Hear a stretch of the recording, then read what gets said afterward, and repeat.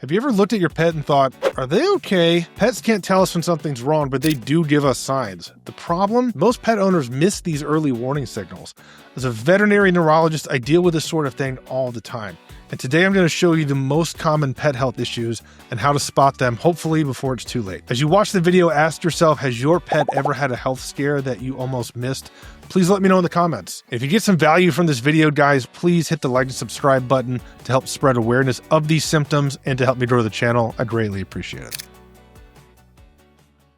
Did you know that over 80% of dogs and cats over 3 years old have some form of dental disease? Here are some of the signs to watch for. Number one is going to be difficulty eating or decreased appetite in general. As you can imagine, a painful mouth, they're not going to want to eat. Number two is going to be bad breath, and we're not just talking about normal dog or cat breath. We're talking about a very noticeable smell that makes you stop what you're doing and go, whoa.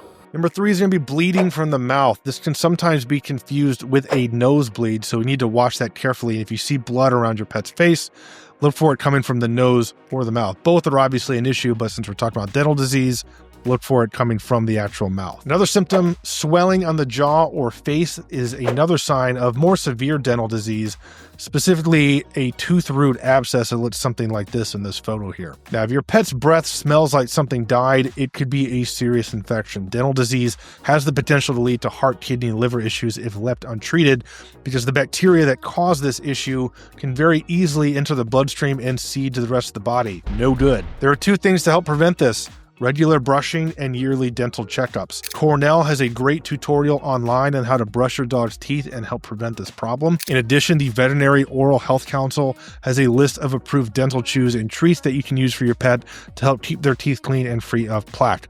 I'll put the links to both of these resources in the description so you can see them too.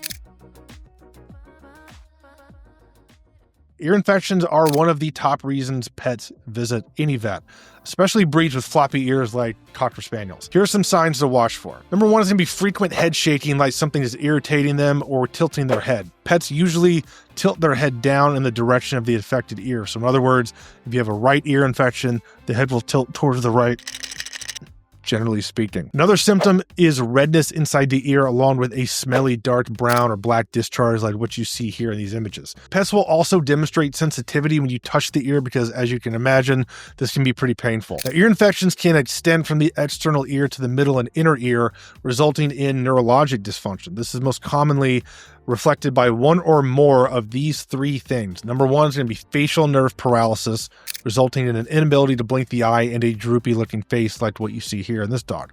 See how this dog's face droops on the right? That's what facial paralysis looks like. The other thing is going to be vestibular dysfunction, aka vertigo. That's a head tilt and a general loss of balance. And number three is going to be what's called Horner syndrome, which is loss of sympathetic innervation to the eye, resulting in a kind of droopy, saggy looking eye with a smaller pupil and elevation of the third eyelid, as you see here. Now, it's important to keep in mind these three neurologic signs can occur without an ear infection, totally unrelated. But if they are due to an ear infection, they indicate spread of the infection inwards towards the skull base and the brain, and that definitely warrants an evaluation promptly with your vet. The solution, pun intended here, is to clean your pet's ear on a regular basis. There are many types of ear cleaning solutions out there.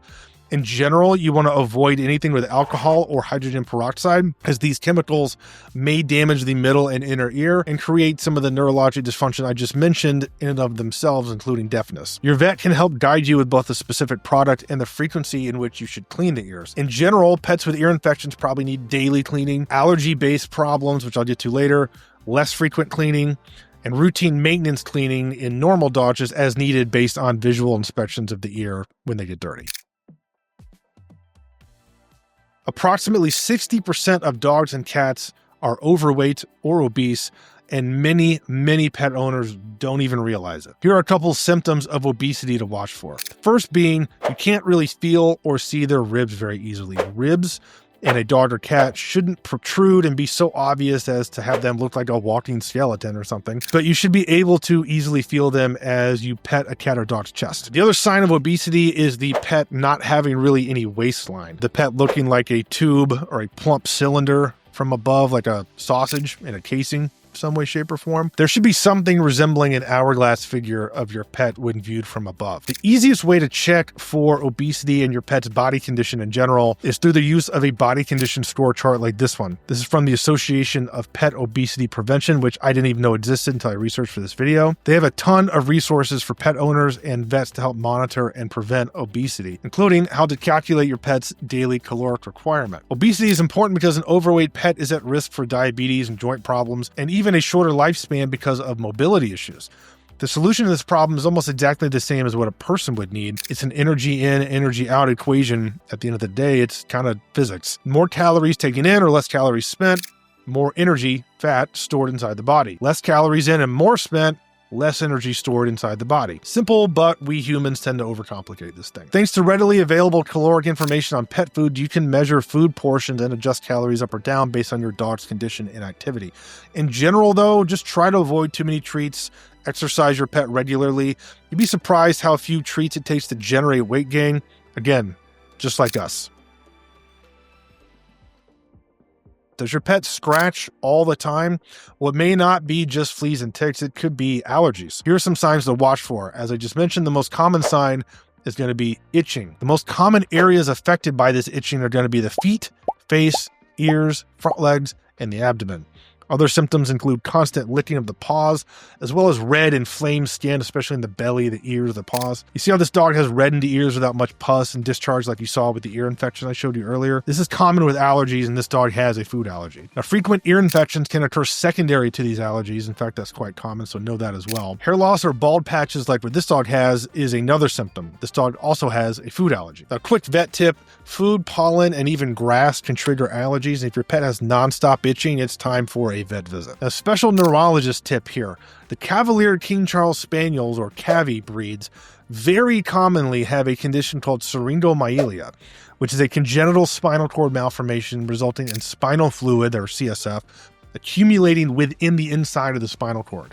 This is represented by the orange star on this MRI. One of the most common symptoms is phantom scratching around the ears and neck in these dogs. We think this occurs because of like a paresthesia or a tingly sensation or just outright pain the dog feels from their spinal cord being malformed. If you see specifically a Cavi doing this with no obvious skin or ear lesions like I just showed, there's a very good chance that this condition, this syringomyelia, is to blame and not allergies. The workup and treatment for allergies includes various forms of allergy testing, food elimination trials, hypoallergenic diets, which can be pretty expensive, and vet-prescribed medications. Too much detail for this video, but if you want a skin issues deep dive, let me know.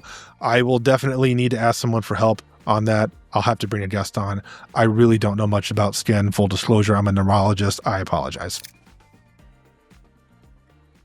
A lot of pet owners see their pet slowing down and they attribute this to old age, but many times it's actually because of arthritis and the pain that it causes them to walk. Here are some signs to watch for. Number one is going to be struggling to get up after resting for a while. Arthritic dogs will commonly have a hard time getting up after they've been laying down for a while. They'll kind of have to walk themselves out of it, and then they look a bit more normal. Sometimes the first symptom with arthritis too is just hesitance to jump on furniture or climb stairs, just not do these movements the way they normally did. Pets will limp and display a generally stiff gait quality. There's less interest in playing or going on walks too, kind of like what this dog is doing here. Now, quick vet tip, a common mistake pet owners make is assuming their pet is just getting old, when in reality, they're in pain. Arthritis is extremely common, so if you find yourself saying, well, Fluffy is just kind of slowing down, and you're saying that a lot, it might be time to get them checked out. Now, fortunately, arthritis can be manageable with the right treatment.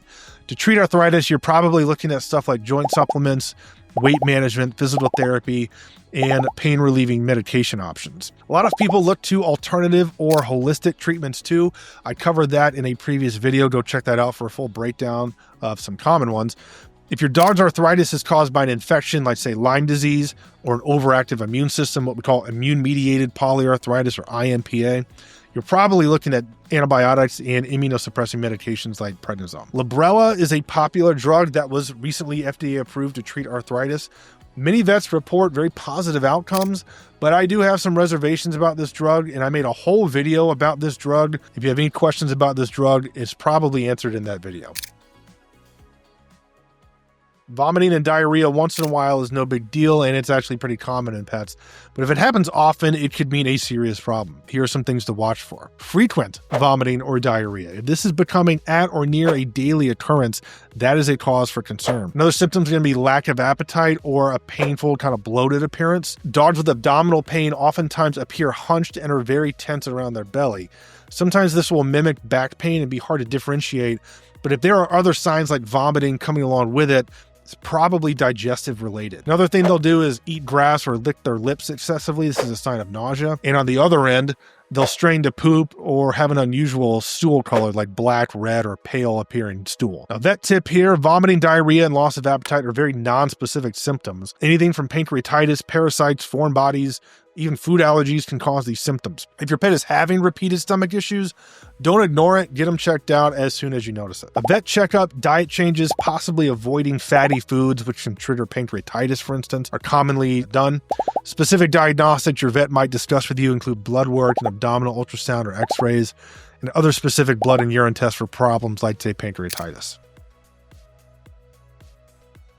Now, while we're on the topic of symptoms, I thought maybe I would include some of the more common and noticeable symptoms that would tell you your dog or cat is having an emergency.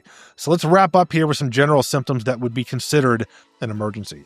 The first is going to be difficulty or labored breathing. The second is going to be sudden collapse or seizures. The third is going to be a bloat or a distended stomach, like a really noticeable bloat. The fourth is going to be uncontrolled vomiting or diarrhea with complete inability to keep food or water down.